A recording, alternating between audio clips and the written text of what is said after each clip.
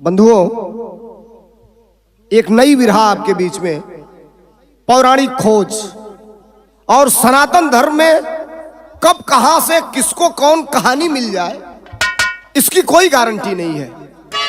आदरणीय हमारे गया कवि ने एक सुंदर लेख लिखा है और ये छोटा सा प्रसंग आपके बीच में पेश कर रहा हूं। कहानी कब की है।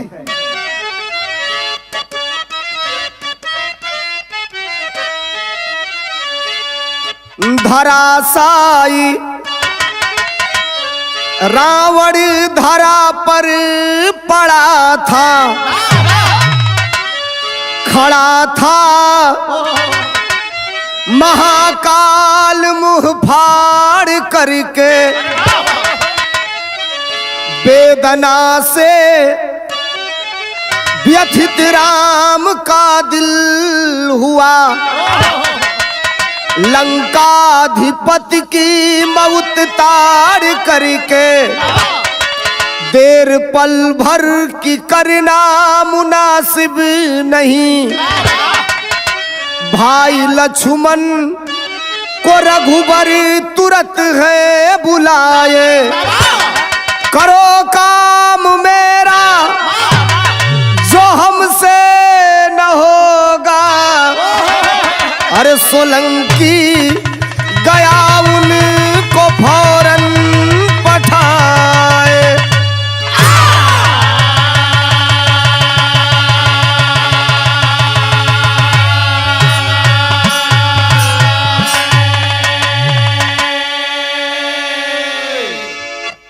मर्यादा पुरुषोत्तम राम और रावण के बीच के युद्ध का अंत हो चुका था। मर्यादा पुरुषोत्तम राम के द्वारा रावण के नाभि कुंड में बाण मारने के पश्चात रावण मरण शैया पे लेटा हुआ है और इधर रामादल में खुशी की लहर है और उधर लंका के अंदर कोहराम मचा हुआ है। मर्यादा पुरुषोत्तम राम लक्ष्मण को बुला करके और कहते हैं कि लक्ष्मण, एक काम, ये जंग तो जीत लिया गया लेकिन एक बहुत बड़ी जानकारी तुमको बताने जा रहा हूं।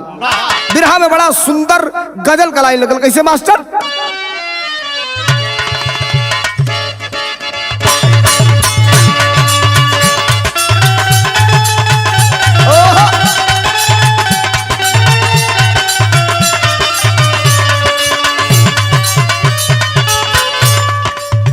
गजल कभी कभी दिल के अंदर प्रवेश करती है और गजल को गजल के तरीके से सुना जाए तो उसका मजा कुछ और होता है। मैंने पूछा कि फिर कब मिलोगे, मैंने पूछा कि फिर कब मिलोगे, अरे थोड़ा शर्माए और हंस के बोले, तुम तो दिल में, हाँ तुम तो दिल में समाये हुए हो, हाँ तुम तो दिल में समाये हुए हो, मिलने की जरूरत नहीं है, तुम तो दिल में समाये हुए हो, अरे मिलने की जरूरत नहीं, जियो तुम तो दिल में समाये हुए हो, मिलने की जरूरत नहीं है। मर्यादा पुरुषोत्तम राम शेषावतार लक्ष्मण को बुलाते हैं और बुला करके कहे, लक्ष्मण बहुत बड़ा गड़बड़ हो जाएगा, एक काम करो तुम। क्या बताए? कि मेरे भाई तुरंत जल्दी जाओ, मेरे भाई तुरंत जल्दी जाओ, सीखो जा करके रावण से नीति, मरने वाला, हाँ मरने वाला है ज्ञानी दशानन, मरने वाला है ज्ञानी दशानन, फिर जन्म की मुहूर्त नहीं है, मरने वाला है ज्ञानी दशानन, अरे फिर जन्म की मुहूर्त नहीं, मरने वाला है ज्ञानी दशानन, फिर जन्म की मुहूर्त नहीं। मर्यादा पुरुषोत्तम राम लक्ष्मण से कहते हैं, लक्ष्मण, रावण इस धरती को छोड़ करके चला जाएगा, रावण की यह लीला समाप्त हो जाएगी। लेकिन रावण के अंदर कुछ ऐसी जानकारी है, मैं आदेश करता हूं तुमको, तुम जाओ महान प्रकांड विद्वान रावण के पास और कुछ जानकारी हासिल करो। लक्ष्मण अवाक है, मर्यादा पुरुषोत्तम राम समझा रहे हैं। कैसे?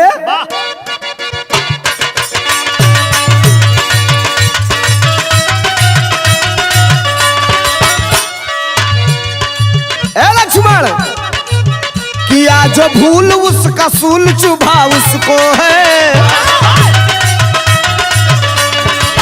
मगर इस बात का अफसोस हुआ मुझको है।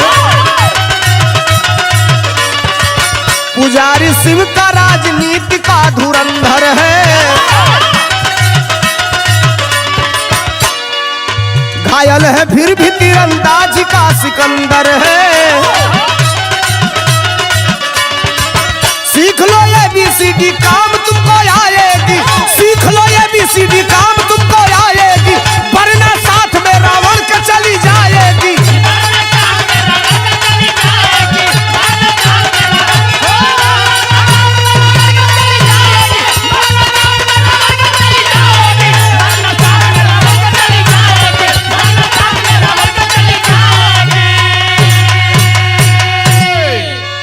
मर्यादा पुरुषोत्तम राम लक्ष्मण को समझाते हैं, लक्ष्मण बहुत बड़ा ज्ञानी पुरुष है रावण, सारी कलाओं से परिपूर्ण है रावण। यह अलग बात है कि युद्ध के मैदान में वो अधर्म के रास्ते पे था, हम धर्म के रास्ते पे थे, और अंततोगत्वा धर्म की जीत हुई।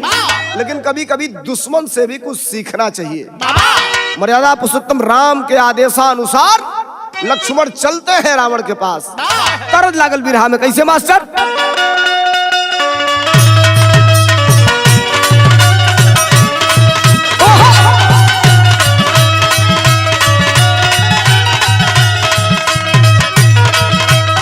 कौनो मेहरारू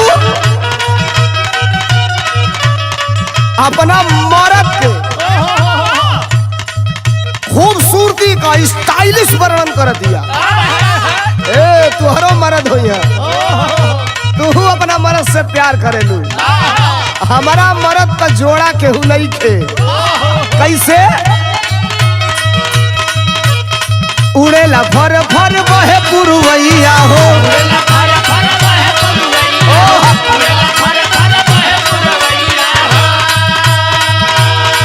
ए हो चश्मा पहिर जब ले ले अंगड़ैया हो,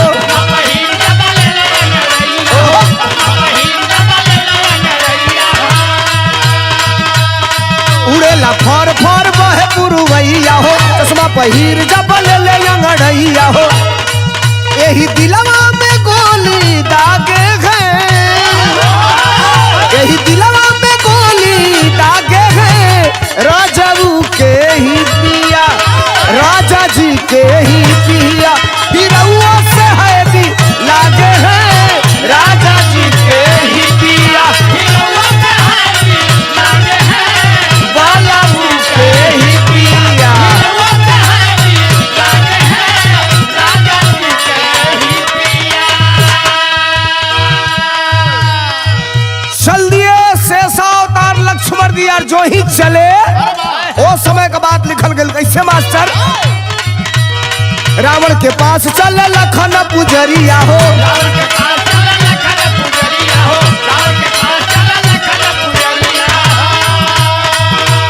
आके देखे ऊपर नीचे होत बा पुतरिया हो,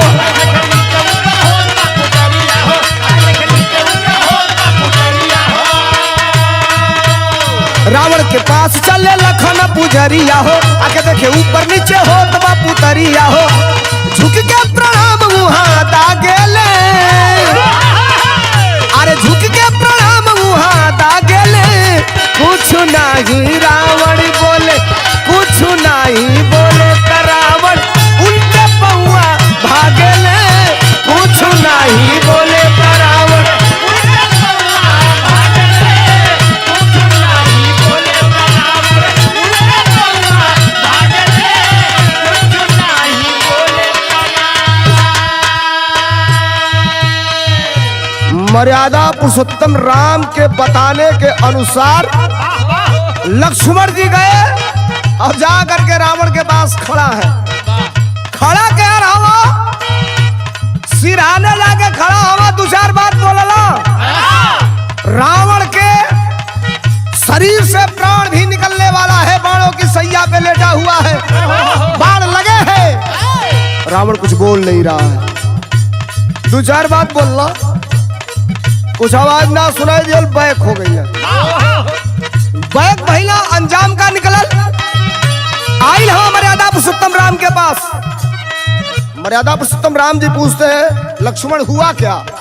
महाराज कहाँ भेज दिया हमके? कुछ बोले ना रावण सिखाई का, बोला ना कैला।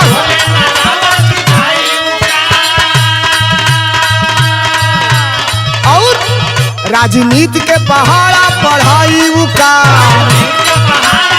रावण।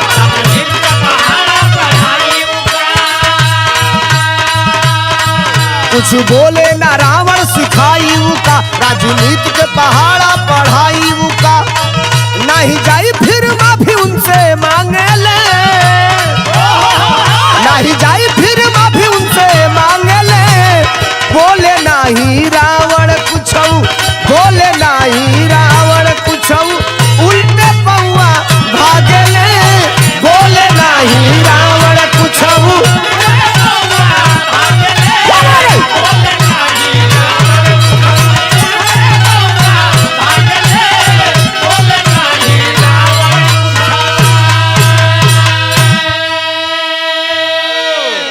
मर्यादा पुरुषोत्तम राम के सामने लक्ष्मण की एंट्री होती है और लक्ष्मण से पूछे, मर्यादा पुरुषोत्तम राम कोई जानकारी मिली? खोला जानकारी जब मुंह से बोलते नहीं खे।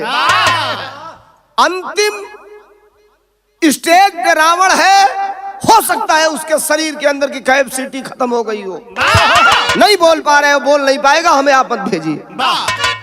कल कैसे पूछला, कहां से पूछला? ए साहब गैली, रावण ऐसे मरण सैया पे लेटा है, सिरहाने खड़ा हो गए सर के पास, और तीन चार बातें हमने पूछा, रावण कुछ नहीं बोला।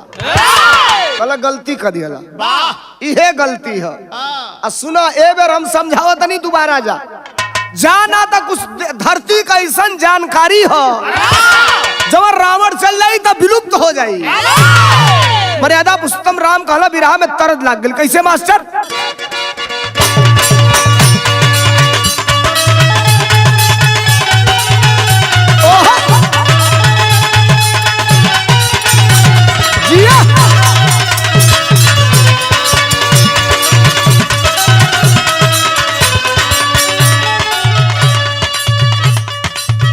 आजकल गाना का खूबसूरती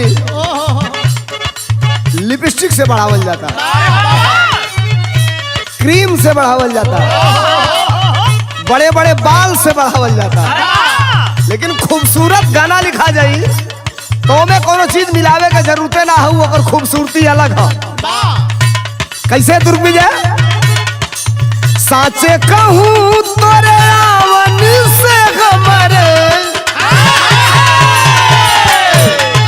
अरे साचे कहूँ तोरे रावण से हमारे, अंगना में आइल बहार भौजी, अंगना में आइल बहार भौजी,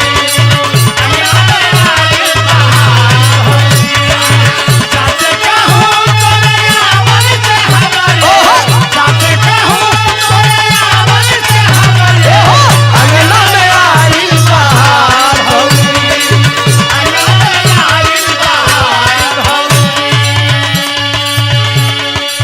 देखो देखो ये गाना का खूबसूरती देखो, कितना और खूबसूरत गाना चढ़ल तो हो गई।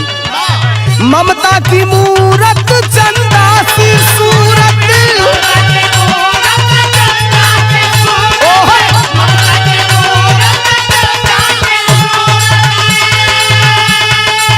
ममता की मूरत चनरमा की सूरत, ममता की मूरत चनरमा की सूरत, लाखों में एक हमार भौजी, लाखों में एक हमार भौजी, लाखों में एक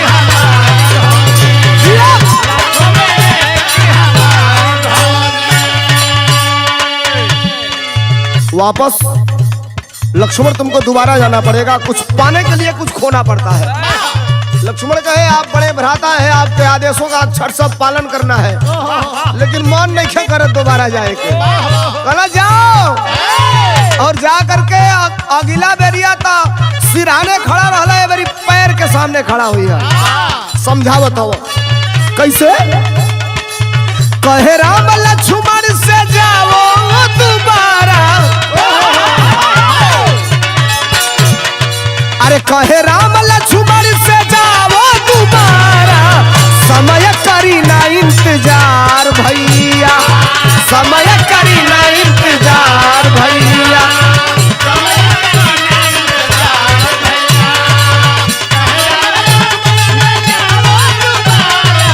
कहे राम लक्ष्मण से जाओ दोबारा, समय करी ना इंतजार भैया।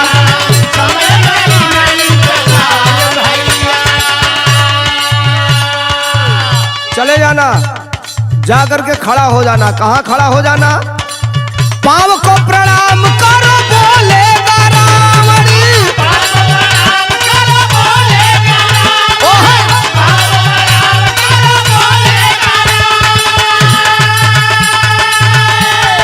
अरे पाँव को प्रणाम करो बोलेगा रावणी, अरे यही होगा उत्तम विचार भैया, यही होगा उत्तम विचार भैया।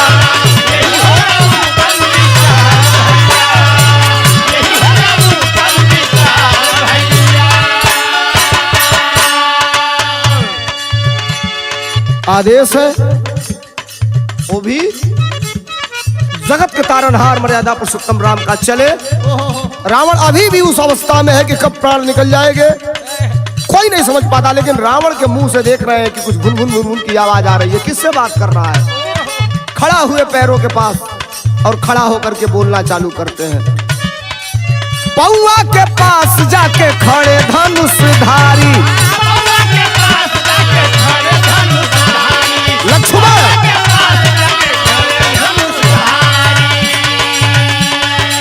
बोले दस कंधर से लाखन तिखारी,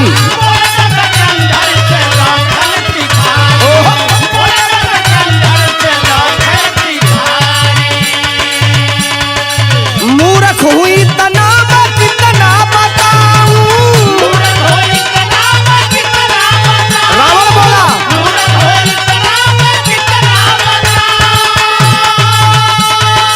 मूर्ख हुई तना कितना बताऊं यार, मुझ पर हंसेगा संसार भैया।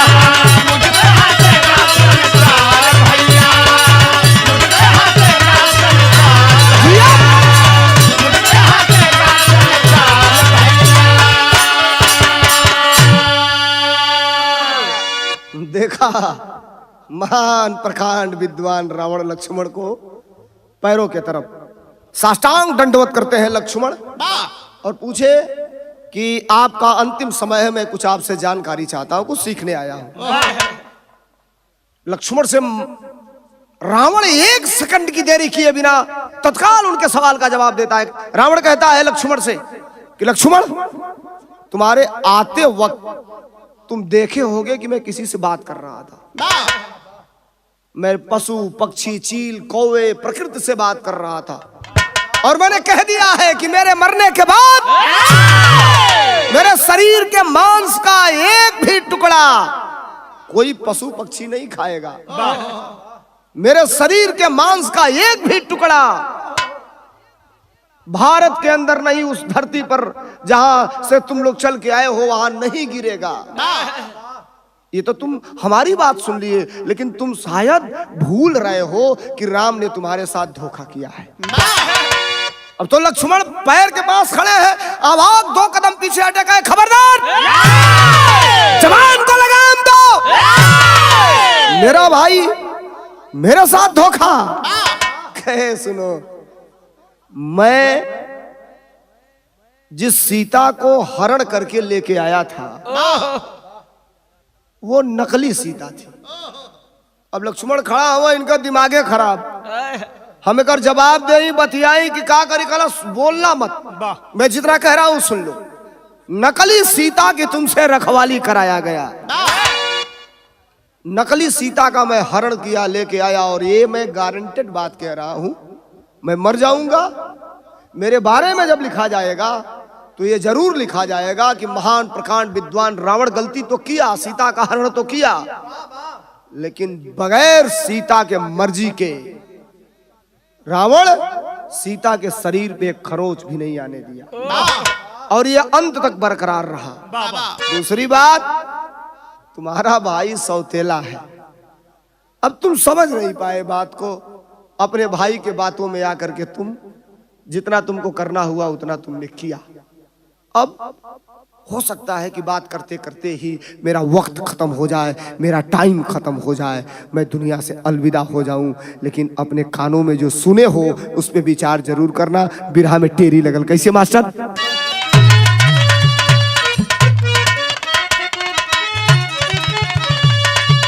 लखन का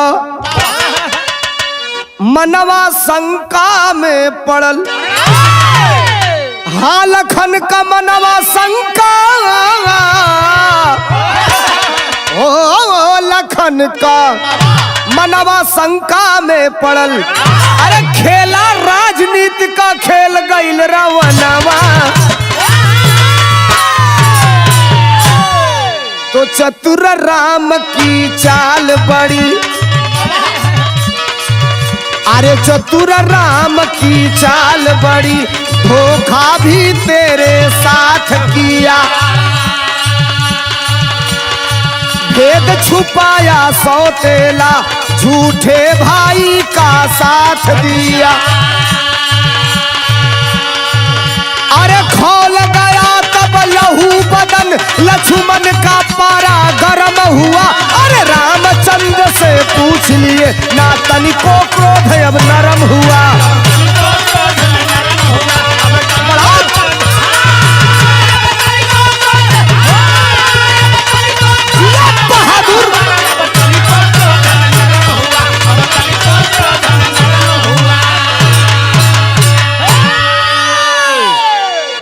लक्ष्मण से महाबली रावण, महान प्रकांड विद्वान रावण बताना चालू करता है कि असल में तुम मर्यादा पुरुषोत्तम राम के सौतेले भाई हो। दूसरी बात, राम के वहां से, तुम्हारे वहां से जिस सीता का हमने हरण करके लाया, वो सीता असली सीता नहीं थी। परेशान हुआ लक्ष्मण जी, और रावण कहता चला जा रहा है, बिरहा में तरद लाग गई कैसे मास्टर?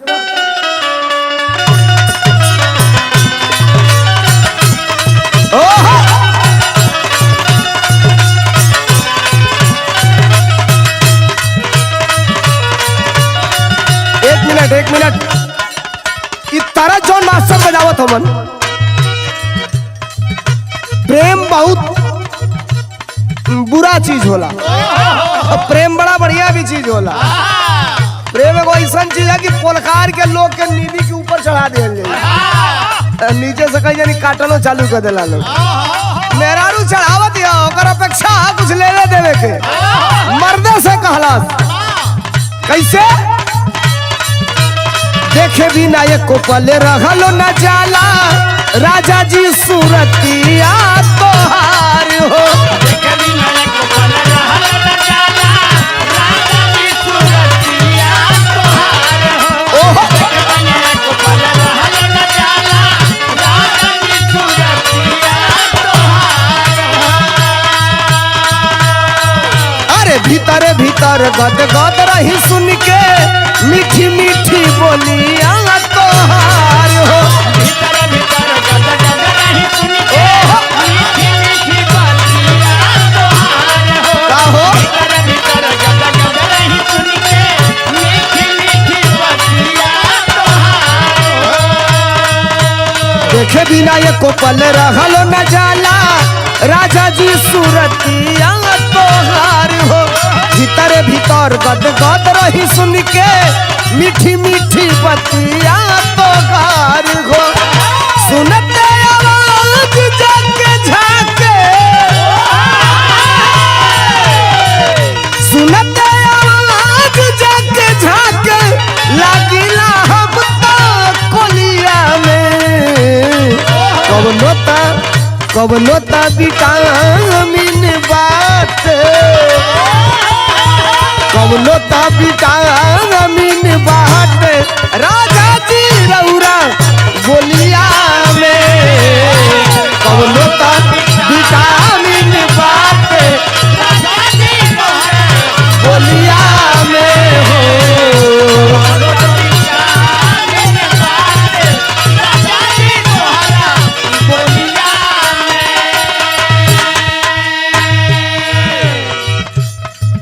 मर्यादा पुरुषोत्तम राम लक्ष्मण ये दोनों सगे भाई हैं, जरा पॉइंट नोट करिए आप। लक्ष्मण को मर्यादा पुरुषोत्तम राम ने भेजा है रावण के पास। रावण ने बता दिया कंडीशन कि तुम राम के सगे भाई नहीं हो, सौतेले हो, तुमसे नकली सीता की रखवाली कराई गई। मैं जिस सीता को लाया था वो भी सीता असली नहीं थी, नकली सीता थी। अब सुनिए खोज, ये कवि की खोज है, कहां से खोजे इस लाइन को तो मैं बताऊंगा, लेकिन परफेक्टली बात 2 मिनट आपके बीच रखूंगा। आइल हवन वापस मर्यादा पुरुषोत्तम राम के पास लक्ष्मण आज जज्बात में खड़ा होके मर्यादा पुरुषोत्तम राम से लक्ष्मण कहत हवा का कहला। राम जी से कहले लखन बल करिया कैला हमसे धोखावा कमार हो। राम जी से कहले लखन बल करिया कैला हमसे धोखावा कमार हो। राम जी से कहले लखन बल करिया कैला हमसे धोखावा कमार हो। भाई होके भाई से छिपाई देला भेदावा, अरे भाई होके भाई से छिपाई देला भेदावा, पड़त नहीं बाटे तमार हो। भाई होके भाई से छिपाई देला भेदावा, पड़त नहीं तमार हो। भाई होके भाई से छिपाई देला भेदावा, पड़त नहीं तमार हो। राम जी से कहले लखन बल करिया कैला हमसे धोखावा कमार हो। भाई होके भाई से छुपाई देला भेदावा, पड़त नहीं बाटे एतबार हो। कैली चौकीदारी दिन रतिया, अरे कैली चौकीदारी दिन रतिया, चौकीदार बन के नकली के हो। कहवा छुपा के बाल रखले, अरे कहवा छुपा के बाल रखले, दुल्हिया अपन असली के हो। कहवा छुपा के बाल रखले, दुल्हिया अपन असली के हो। कहवा छुपा के बाल रखले, दुल्हिया अपन असली हो।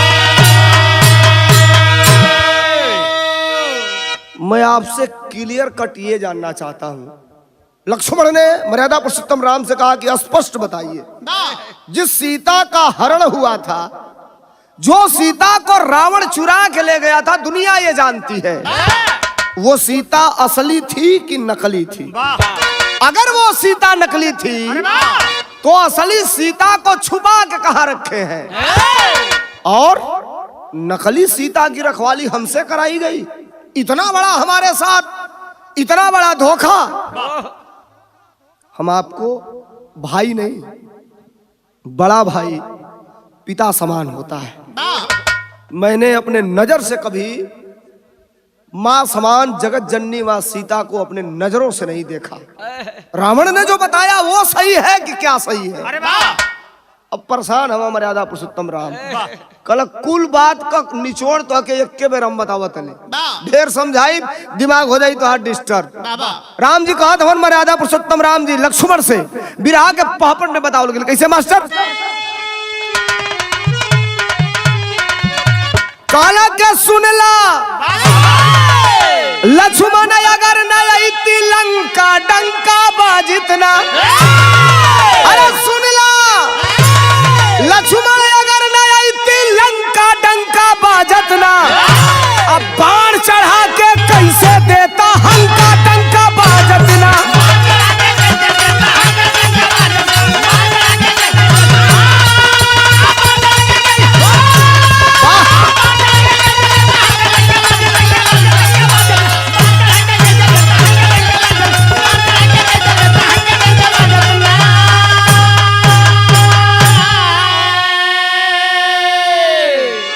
इस लंका में आने से कई काम हुए हैं लक्ष्मण। सीता का हरण हुआ, पता लगाया गया, तुम्हारे मन में शंका है कि वो असली थी कि नकली थी, लेकिन जरा तुम अपने ऊपर इस बात को सोचो, तुम अपने ऊपर सोचो। अरे नारी नींद भोजन ना छोड़ता, बतिया असली जाना हो। अरे मार न पोत मेघनाथ के, रण के अंदर प्राणा हो। अरे याद करा जो ये प्रतिज्ञा पंखा डंका बाजत ना, अल्लखन वीर के गिरल टूट के संका डंका बाजत ना।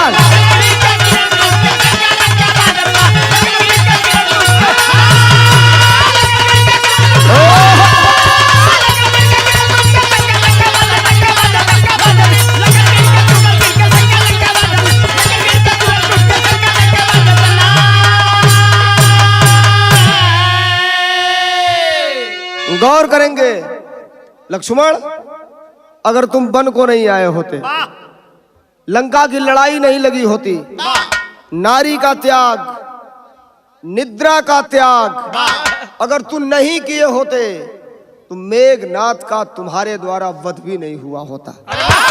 और रही बात रावण के बताए अनुसार, जिस बात पे तुम अडिग हो, जिस पे डिस्कस कर रहे हो हमसे, तो एक बात और कहता हूं कि रावण अभी तक तुमसे जो कहा, हो सकता है हमारे तुम्हारे बीच में, रावण तो जा रहा है और हमारे तुम्हारे बीच की दूरी को बढ़ाने के लिए, खाई बढ़ाने के लिए बात रावण कहा हो। बहुत चालाक है, बहुत चालाक है। अब मैं कह रहा हूं, 2 बार तो तुम गए, कुछ जानकारी लेकर आए, लेकिन इस बार एक बार और जाओ, कहे वो मर गया होगा, कहे नहीं, अभी मैं जान रहा हूं रावण की सांसें चल रही है, और एक अद्भुत जानकारी और जाके कहना कि अंतिम समय में कुछ और हमें बता दीजिए, जितना ही ग्रहण कर लोगे वो तुम्हारे लिए भविष्य में अच्छी होगी। आल्हा लगल भी रहा में कैसे?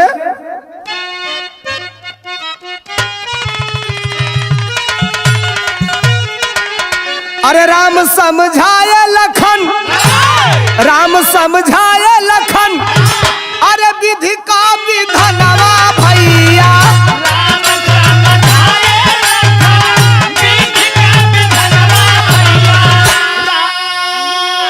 अरे रावण पुजारी जाने वाला सूरधाम,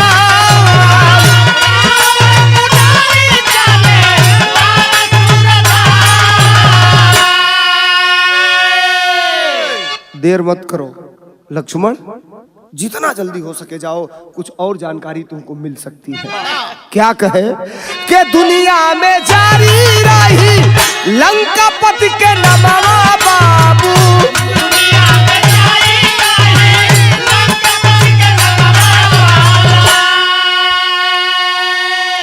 इस बार जाना तो मेरा भी एक संदेशा कह देना कि ऐसे राजनीतिक को है कोटि पर,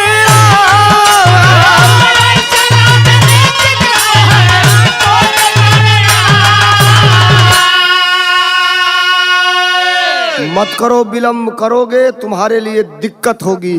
तो चली जाती सरी बार लक्ष्मण रावण के समनवा भैया।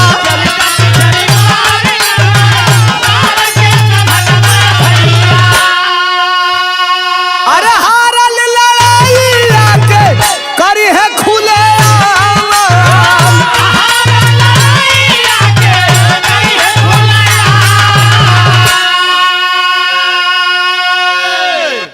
चले जाओ लक्ष्मण, जा करके रावण से अब तक तुझे जो जानकारियां मिली तुमने लाया ही, कुछ और पूछना। कहे क्या पूछेंगे? कहे युद्ध के बारे में पूछना, लड़ाई के बारे में पूछना, जो चीज तुम्हें लगे कि जो चीज मेरे लिए अच्छी होगी वो पूछ लेना। महान प्रकांड विद्वान है रावण, रावण जैसा जानकार नहीं है कोई आज तक। गए लक्ष्मण जी, अंतिम सांसें चल रही है, अब प्राण निकले, कब प्राण निकले, सेकंडों का वो चल रहा है। खड़ा हुए पैरों के पास और कह साहब कुछ और जानकारी चाहता हूं अंतिम समय में। मुंह से बोल नहीं निकल रहे हैं। हिम्मत जुटाया रावण और कहा कि देखो आज जो ये कंडीशन है, मैं दुनिया छोड़ रहा हूं और तुम्हारी दुनिया में जयकार हो रही है। इसका कारण जानते हो क्या है? बताया बिरहा के खड़ी में, कहा बतौलस धोखा कर दिए। इस लड़ाई को तुम जीत गए हो। जानते हो उसका सीधा सीधा फार्मूला क्या है, कैसे जीते? दुनिया का कोई अस्त्र शस्त्र तुझे जिता नहीं सकता था।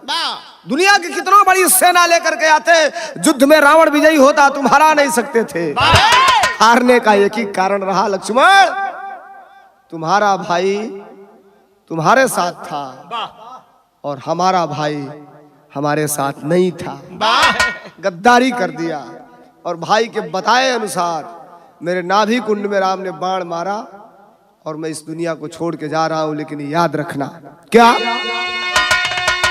अरे दिया घर का भेद भइल लंका शमशान हो। अरे तबे राम मार पवला हमारा के बाण हो।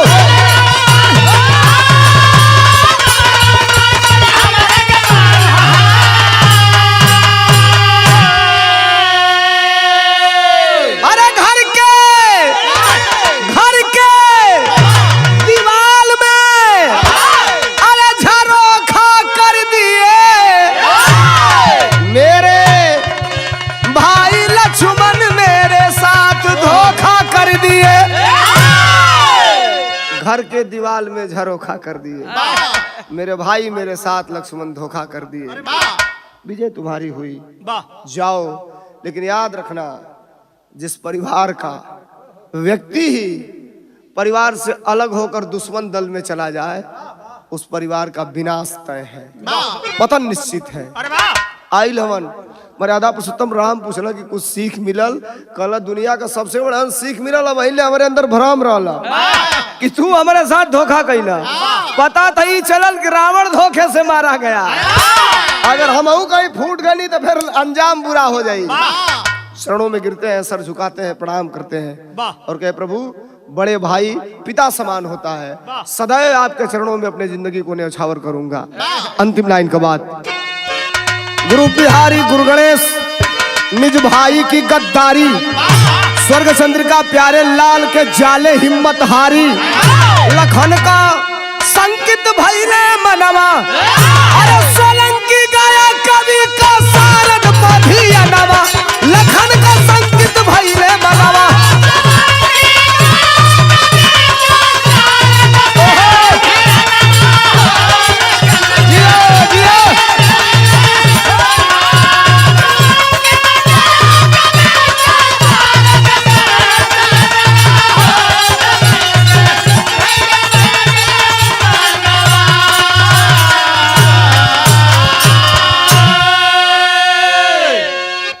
दास्तान बढ़िया लगी, गीत बढ़िया लगी, सुनल जाई, आगे फॉरवर्ड कर जाई, चैनल के सब्सक्राइब कर जाई। बहुत धन्यवाद।